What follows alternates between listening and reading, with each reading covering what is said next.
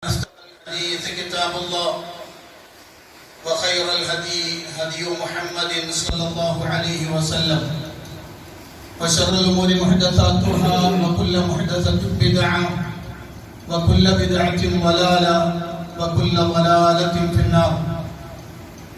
فقد قال الله سبحانه وتعالى في القرآن المجيد: أعوذ بالله من الشيطان الرجيم.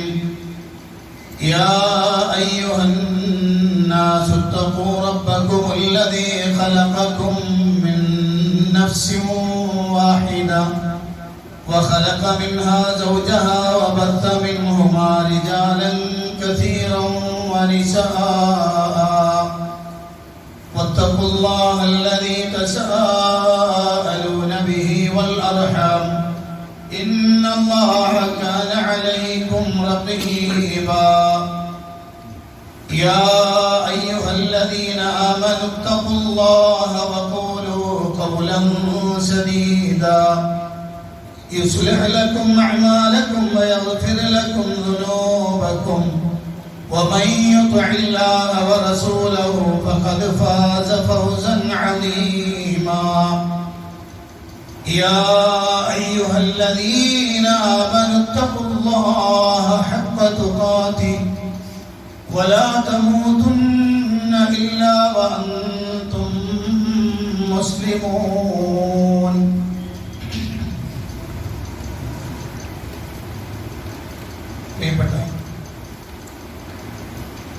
സത്യവിശ്വാസികളെ, പ്രപഞ്ചനാഥനായ അല്ലാഹുവിന്റെ കൽപ്പന നിർദ്ദേശങ്ങൾ ജീവിതത്തിന്റെ നിഖില മേഖലകളിലും സൂക്ഷിക്കണമെന്ന് എന്നോടെന്ന പോലെ നിങ്ങൾ ഓരോരുത്തരോടും അത് അറിയിക്കുന്ന പ്രാധാന്യത്തിൽ ഗൗരവത്തിൽ ഉണർത്തുകയാണ്.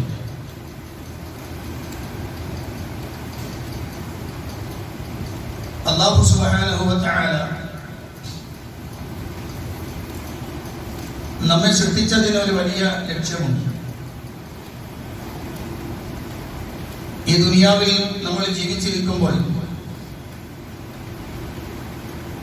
നമ്മുടെ ഏറ്റവും വലിയ താല്പര്യം ആ ലക്ഷ്യപൂർത്തീകരണത്തിലേക്ക് എത്താനുള്ള പ്രവർത്തികൾ ചെയ്യുക എന്നതായിരിക്കണം. പരിശുദ്ധ ഖുർആനിൽ അല്ലാഹു സുബ്ഹാനഹു വ തആല വിവിധങ്ങളായ സന്ദർഭങ്ങളിൽ ഈ വിഷയം വളരെ ഗൗരവത്തോടു കൂടി നമ്മളെ പഠിപ്പിച്ചിട്ടുമുണ്ട്.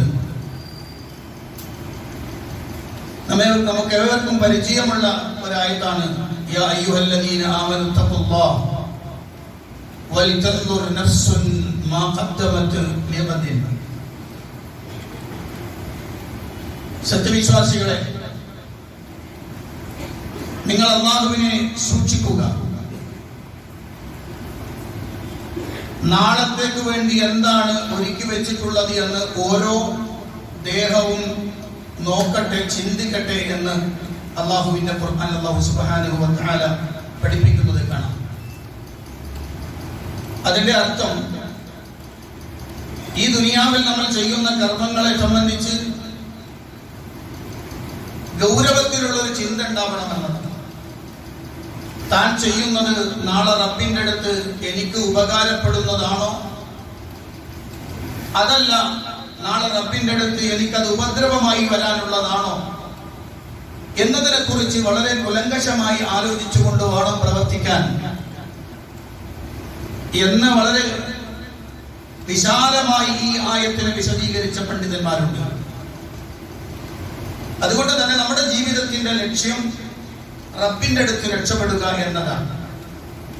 അതിനു വേണ്ടുന്ന പ്രവർത്തനങ്ങളാണ് നമ്മൾ ചെയ്തുകൊണ്ടിരിക്കേണ്ടത്. ഇന്നല്ലെങ്കിൽ നാളെ ഈ ലോകത്ത് നിന്ന് വിട പറഞ്ഞു പോകേണ്ടി വരും നമ്മൾ. അങ്ങനെ പോകേണ്ടി വരുന്ന സന്ദർഭത്തിൽ നമ്മെ സംബന്ധിച്ചിടത്തോളം നമ്മുടെ കയ്യിൽ യാത്രക്കുള്ള പാഥേയമുണ്ടോ എന്നതാണ് ഗൗരവതരമായ ചിന്ത. ഹജ്ജുമായി ബന്ധപ്പെട്ട് പരാമർശിക്കുന്നിടത്ത് അല്ലാഹു പറഞ്ഞു വതസവ്വദു ഫഇന്ന ഖൈറ സാദി തഖ്വ. നിങ്ങൾ ഹജ്ജിന് പോകുമ്പോൾ യാത്രാ പാഥയം ഒരുക്കിക്കൊള്ളൂ. അപ്പൊ ജീവിതത്തിലുടനീളം നമ്മൾ ശ്രദ്ധിക്കേണ്ടത് അതാണ്. മഹാനായ മുഹമ്മദ് ബിൻ സീരീൻ അദ്ദേഹം റിപ്പോർട്ട് ചെയ്യുന്ന ഒരു വിഷയം കാണാം. മഹാനായ മുആദ് ബിൻ ജബൽ റളിയല്ലാഹു അൻഹുവിന്റെ അടുത്ത് നിങ്ങൾക്ക് രക്ഷപ്പെടാൻ പറ്റും, നിങ്ങളെ അല്ലാഹു സംരക്ഷിക്കും. ഒന്നാമതായി അദ്ദേഹം പറഞ്ഞ വാചകം ഇന്നഹു ലാ ഗിനാ ബിക അൻ നസീബിക മിനദ് ദുനിയ വഅൻത ഇലാ നസീബിക മിനൽ ആഖിറതി അഫ്ഖർ. ഏ മനുഷ്യ, തീർച്ചയായും നിനക്ക് ദുനിയാവിൽ നിന്നുള്ള എന്ത് വിഹിതങ്ങളാണെങ്കിലും അതൊന്നും നിനക്ക് ധന്യമല്ല, അതൊന്നും നിനക്ക് ഉപകരിക്കുന്നതല്ല. അതിനേക്കാൾ നിനക്ക് ആവശ്യം, ഏറ്റവും അധികം ആവശ്യം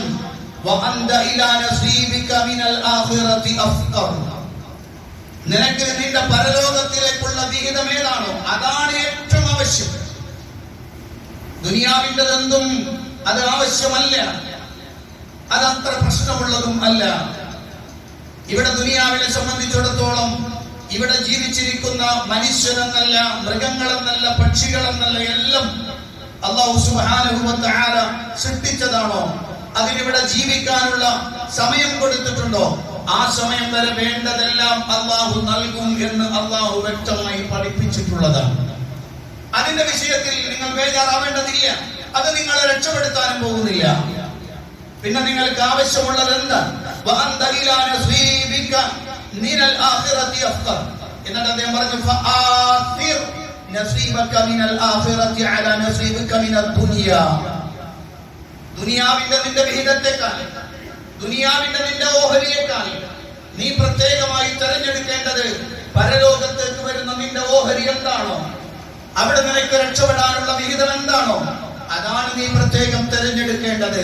ഏതുവരെ, എങ്ങനെ വരെ?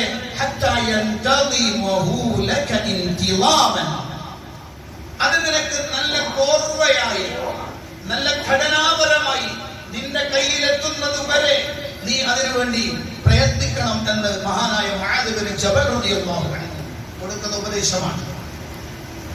എന്നിട്ട് അദ്ദേഹം പറഞ്ഞ വാക്ക് അവസാനം ഫയസൂലു ബിഹി മഅക ഐനമാ സൽത. അത് നിന്റെ കയ്യിൽ ഉണ്ടെങ്കിൽ നീ എവിടെ പോയാലും വിഷമിക്കേണ്ടതില്ല. അത് നിന്റെ കയ്യിലുണ്ടോ എങ്കിൽ നീ എവിടെ പോയാലും നിന്റെ കൂടെ അതുണ്ടാകും, അത് നിന്റെ കൂടെ ഉണ്ടാകുമെന്ന് മഹാനായ മുആദ് ബിൻ ജബൽ റളിയല്ലാഹു അൻഹു തന്നെ കണ്ടിട്ട് തിരിച്ചു പോകുന്ന ആൾക്ക് കൊടുത്ത ഉപദേശമാണ്. ഇതേ വാചകം, ഇതിന് സമാനമായ ഒരു വാചകം നമുക്ക് കാണാം. ഹാത്തിം അൽ അസ്വം റളിയല്ലാഹു അൻഹു, പ്രഗൽഭനായ ഹാത്തിം അൽ അസ്വം റളിയല്ലാഹു അൻഹു അദ്ദേഹം പറഞ്ഞൊരു വാചകം നദർതു ഇലൽ ഖൽഖി. ഞാൻ ആളുകളിലേക്കൊക്കെ നോക്കി. ഫറഅയ്തു കുല്ല വാഹിദിൻ യുഹിബ്ബു മഹ്ബൂബൻ. ആരെ നോക്കിയാലും അയാൾക്ക് ഇഷ്ടപ്പെട്ട ഒരാളുണ്ടാകും. എന്ന് പറഞ്ഞാൽ അയാൾ ഒന്നിനെ ഒരാളെ ഇഷ്ടപ്പെടുന്നുണ്ടാകും, അല്ലെങ്കിൽ ഏതെങ്കിലും ഒന്നിനെ അയാൾ ഇഷ്ടപ്പെടുന്നുണ്ടാകും, അയാൾക്ക് മഹ്ബൂബ് ഉണ്ടാകും എന്നാണ് അദ്ദേഹം പറഞ്ഞത്. എന്നിട്ടോ ഫൈദാ ദഹബ ഇലൽ ഖബരി ഫാറഖഹു മഹ്ബൂബുഹു. എന്നാൽ ഈ മനുഷ്യൻ മരിച്ച് ഖബറിലേക്ക് കൊണ്ടുപോയാലോ അയാളുടെ പ്രിയപ്പെട്ടതൊന്നും അയാൾക്കില്ല, അതോടെ പിരിഞ്ഞു. മഹ്ബൂബാരില്ല. ഭാര്യ ഉണ്ടാകും, മക്കളുണ്ടാകും, സ്നേഹിതരുണ്ടാകും, അങ്ങനെ പലതും പലതും പലതും. പക്ഷെ അതൊന്നും ഖബറിലേക്ക് വരുന്നില്ല. അതുകൊണ്ട് അദ്ദേഹം പറയാണ്, അപ്പോൾ ഞാൻ ആലോചിച്ച വിഷയമുണ്ട്. ഫജഅൽതുൽ ഹസനാതി മഹ്ബൂബി ഫൈദാ ദഖൽതുൽ ഖബറ ദഖലതു മഈ. ഞാൻ മഹ്ബൂബായി സ്വീകരിച്ചത് ആരെയാണെന്നറിയോ? ഞാൻ എന്റെ പ്രേമഭാജനമായി, ഞാൻ എന്റെ ഇഷ്ടത്തോഴനായി സ്വീകരിച്ചത് ആരെയെന്നറിയോ? നന്മകളെ മാത്രമാണ്, ഹസനാത്തുകളെ മാത്രമാണ്. അതിനൊരു പ്രത്യേകതയുണ്ട്. ഞാൻ ഖബറിൽ കയറിയാലും ഖബറിലേക്ക് എന്നെ കൊണ്ടുവച്ചാലും ആ മഹ്ബൂബ് എന്നെ വിട്ടുപിരിഞ്ഞു പോകില്ല. ഇത് ഹാത്തിം അൽ അസ്വം റളിയല്ലാഹു അൻഹു പറഞ്ഞ വളരെ ഗൗരവമുള്ള വാക്കാണ്. നമ്മെ സംബന്ധിച്ചിടത്തോളം ഈ ഒരു ചിന്ത നമ്മുടെ മനസ്സിലുണ്ടാവണം. ബാക്കിയെല്ലാം പോകും. സമ്പത്തുണ്ടാവില്ല, അധികാരങ്ങൾ ഉണ്ടാവില്ല, ഇഷ്ടത്തോഴന്മാരുണ്ടാവില്ല, പ്രിയപ്പെട്ടവരാരുണ്ടാവില്ല, ആരുമില്ല. എനിക്ക് എന്റെ കൂടെ ഉള്ളത് എന്റെ മഹ്ബൂബ് ഹസനാത്തുകൾ മാത്രം, എന്റെ ഇബാദത്തുകൾ മാത്രം. അതാണ് ഞാൻ ഇഷ്ടപ്പെടുന്നത്. അതുകൊണ്ട് എനിക്ക് ഇഷ്ടപ്പെട്ടത് എന്റെ അമലുകൾ മാത്രമാണ്, ഹസനാത്തുകൾ മാത്രമാണ് എന്ന് അദ്ദേഹം പറഞ്ഞതായി നമുക്ക് കാണാൻ കഴിയും. അതുകൊണ്ടാണ് സത്യവിശ്വാസികളെ സംബന്ധിച്ചിടത്തോളം ജീവിതത്തിലുടനീളം അവർ കൊണ്ടു നടക്കേണ്ട പ്രക്രിയ, തനിക്ക് ഇവിടുന്ന് മരിച്ചാൽ, ഇന്ന് മരണപ്പെട്ടാൽ അതോടെ എന്റെ ദുനിയാവിലെ എല്ലാ പ്രവൃത്തികളും അവസാനിച്ചു. വളരെ ചുരുങ്ങിയ സമയമേ ഉള്ളൂ. ഹസൻ ബസറി റളിയല്ലാഹു അൻഹു പറഞ്ഞ വാക്കുണ്ട്, നിഅമത്തിദ് ദാർ കാനത് ലിൽ മുഅ്മിൻ വദാലിക ലിഅന്നഹു അമില ഫീഹാ ഖലീലൻ വഅഖദ മിൻഹാ സാദഹു ഇലൽ ജന്ന. നിഅമത്തിദ് ദാർ, ഏറ്റവും നല്ല വീട് വിശ്വാസിക്കുള്ള വീടാണ്. അതെന്താണ്? വദാലിക ലിഅന്നഹു അമില ഫീഹാ ഖലീൽ വഅഖദ മിൻഹാ സാദഹു ഇലൽ ജന്ന. ദുനിയാവിൽ അവൻ കുറച്ച് മാത്രമേ പണിയെടുക്കുന്നുള്ളൂ. പക്ഷെ ആ പണിയെടുക്കുന്നതെല്ലാം സ്വർഗത്തിലേക്ക് പോകാനുള്ള തന്റെ വിഭവമായി മാറ്റിയെടുക്കുന്ന ഭവനം, അതാണ് ഏറ്റവും നല്ലത്. എന്നാൽ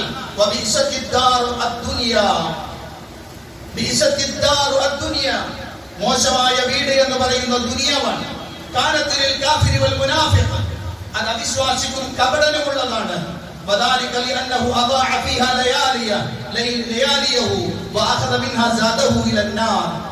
അയാളാവട്ടെ അതിന്റെ രാത്രികൾ അതിന്റെ പകലുകളെല്ലാം പണിയെടുക്കുന്നുണ്ട്.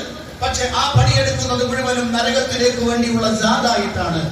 അവനെ സംബന്ധിച്ചിടത്തോളം ഈ ദുനിയാവ് വളരെ മോശമാണ് എന്ന് മഹാന്മാരായ പണ്ഡിതന്മാർ വളരെ കണിശമായി കൃത്യമായി രേഖപ്പെടുത്തും. അതുകൊണ്ട് ചെയ്യേണ്ട പണി എന്താണ്?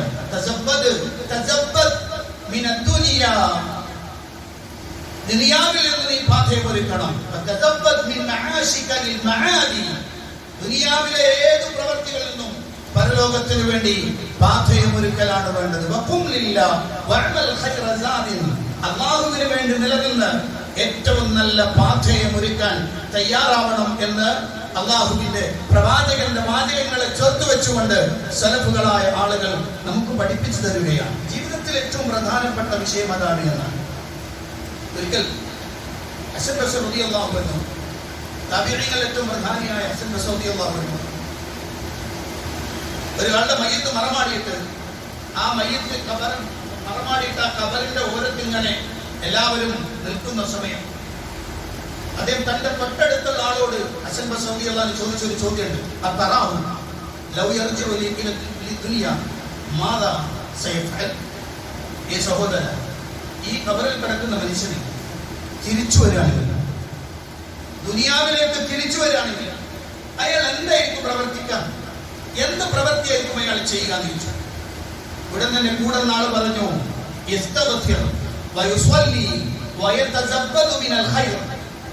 അയാൾ അല്ലാഹുവിലേക്ക് കൂടുതൽ പാപമോചനം ചെയ്യുന്നവനാകും.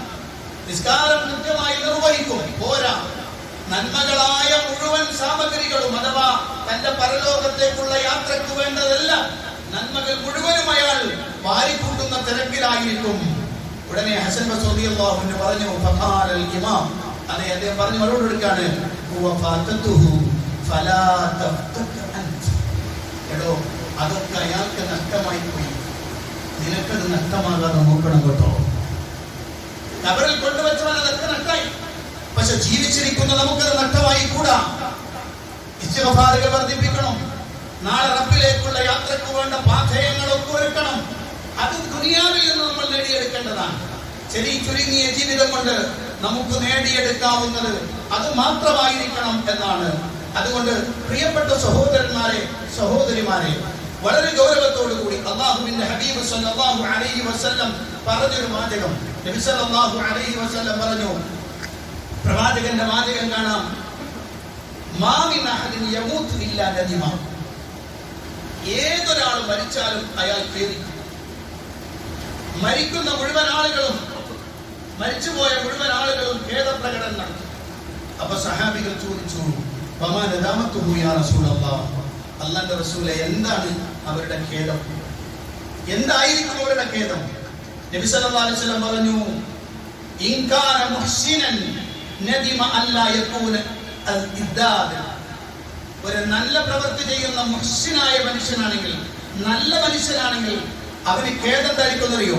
പഠിച്ചോനെ, വർദ്ധിപ്പിക്കാൻ കഴിഞ്ഞില്ലല്ലോ, വർദ്ധിപ്പിക്കാൻ കഴിഞ്ഞിരുന്നില്ലല്ലോ എന്ന് പറഞ്ഞാൽ കിട്ടിയ സമയം അത്രയും മറ്റു പലതിനും ഉപയോഗിച്ചത് കൊണ്ട് എനിക്ക് നന്മകളുമായി മുന്നോട്ട് പോകാൻ കഴിഞ്ഞില്ലല്ലോ, നന്മകൾ വർദ്ധിപ്പിക്കാൻ കഴിഞ്ഞില്ലല്ലോ എന്ന ഖേദമായിരിക്കും അയാൾക്കുണ്ടാവുക. എന്നാൽ ഇനി അയാൾ മോശമായ ആളാണ് എങ്കിലോ അയാളുടെ ഖേദം എന്തായിരിക്കും? നദിമ അല്ലാ യകൂന നസഅ, താൻ ചെയ്തുകൊണ്ടിരുന്ന കുറ്റത്തിൽ നിന്ന് ഒഴിവാകാൻ കഴിഞ്ഞിരുന്നില്ലല്ലോ എന്നാണ് അയാൾ ഖേദിക്കുക. അയാളുടെ ഖേദം അങ്ങനെയായിരിക്കുമെന്നാൽ ആ രണ്ടായാലും ഖേദിക്കും. പക്ഷെ ഒന്നാമത്തെ വിഭാഗത്തിൽ പെടാനായിരിക്കണം നമ്മൾ ആഗ്രഹിക്കേണ്ടത്. എന്ന് പറഞ്ഞാൽ നന്മകൾ ധാരാളം ചെയ്തു, ഇനിയും ചെയ്യാമായിരുന്നല്ലോ, ഇനിയും ചെയ്യാൻ സമയമുണ്ടായിരുന്നല്ലോ, പക്ഷെ ചെയ്യാൻ കഴിഞ്ഞില്ല എന്ന ആ ഒരു പ്രയാസം മാത്രമേ ഉള്ളൂ മുഹ്സിനെ സംബന്ധിച്ചിടത്തോളം. പക്ഷെ മുസീനെ സംബന്ധിച്ചിടത്തോളം അയാൾ ചെയ്തു വന്ന അബദ്ധത്തിൽ നിന്ന് പിന്തിരിയാൻ കഴിഞ്ഞില്ലല്ലോ എന്ന ചിന്തയായിരിക്കും അയാൾക്കുണ്ടാവുക എന്ന് അല്ലാഹുവിന്റെ ഹബീബ് സല്ലല്ലാഹു അലൈഹി വസല്ലം പഠിപ്പിക്കുകയാണ്. അതുകൊണ്ട് പ്രിയപ്പെട്ട സഹോദരന്മാരെ, സഹോദരിമാരെ, ജീവിതത്തിൽ കിട്ടുന്ന അവസരം വളരെ ചെറുതാണ്, വളരെ ചുരുങ്ങിയ അവസരം. ആ അവസരം ഉപയോഗപ്പെടുത്താൻ നമുക്ക് കഴിഞ്ഞിട്ടില്ലെങ്കിൽ അള്ളാഹു തന്ന അനുഗ്രഹങ്ങൾക്ക് കൃത്യമായി നമുക്ക് മറുപടി പറയാൻ, അതേ നന്ദിയോടുകൂടി അതിനെ സ്വീകരിക്കാൻ നമുക്ക് കഴിഞ്ഞിട്ടില്ലെങ്കിൽ നാളെ നമ്മുടെ ജീവിതത്തിന് യാതൊരു വിലയും ഉണ്ടാവില്ല. റബ്ബിന്റെ അടുത്തെത്തുന്ന സമയത്ത് ഒന്നും തന്നെ നമ്മുടെ കയ്യിൽ ഉണ്ടാവില്ല. അതുണ്ടാവുകയില്ല എന്ന് വന്നാൽ അയാളെക്കാളും വലിയ അബദ്ധത്തിൽ പെട്ടുപോയവൻ, അയാളെക്കാൾ വലിയ വീഴ്ച പറ്റിപ്പോയവൻ വേറെ ഒരാളും ഉണ്ടാവുകയില്ല എന്നതാണ്. അതുകൊണ്ട് ജീവിതത്തിലെ ഗൗരവതരമായി നമ്മൾ ചിന്തിക്കേണ്ടുന്ന ഒരു കാര്യം, ഞാൻ ചെയ്യുന്ന പ്രവർത്തനങ്ങൾ, ഞാൻ പറയുന്ന വാക്കുകൾ, ഞാൻ ചെയ്യുന്ന അമലുകൾ അത് അല്ലാഹുവിന്റെ റസൂൽ സ്വല്ലല്ലാഹു അലൈഹി വസല്ലം പഠിപ്പിച്ചതാണോ? നാളെ റബ്ബിന്റെ അടുത്ത് എനിക്ക് ഉപകരിക്കുന്നതാണോ? ഞാൻ പറയുന്നതും കേൾക്കുന്നതും കാണുന്നതും റബ്ബിന് ഇഷ്ടപ്പെട്ടതാണോ അല്ലയോ? അങ്ങനെ ചിന്തിച്ച് മനസ്സിലാക്കിക്കൊണ്ട് കൃത്യമായി മുന്നോട്ട് പോകാൻ കഴിഞ്ഞാൽ അല്ലാഹുവിന്റെ അടുത്ത് നമുക്ക് വലിയ പ്രതിഫലമുള്ളവരായി തീരാൻ കഴിയും. ഏത് സമയത്ത് മരിച്ചാലും നമുക്ക് റബ്ബിന്റെ അടുത്ത് രക്ഷപ്പെടാൻ കഴിയും. അല്ലാഹു അനുഗ്രഹിക്കട്ടെ.